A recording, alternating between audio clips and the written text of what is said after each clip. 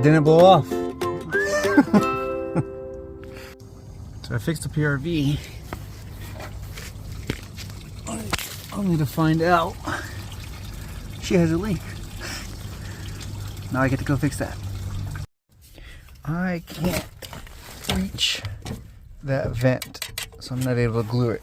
So I'm gonna have my coworker cut that wall out, and we can redo this contraption.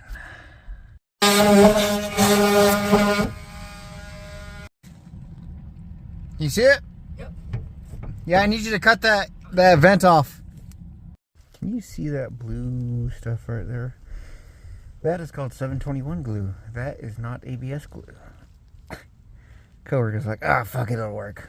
No, it won't. Go get the fucking glue. Oh, now they can have a regular overflow and fucking normal P-trap. My job here is done. No leaks. Very nice.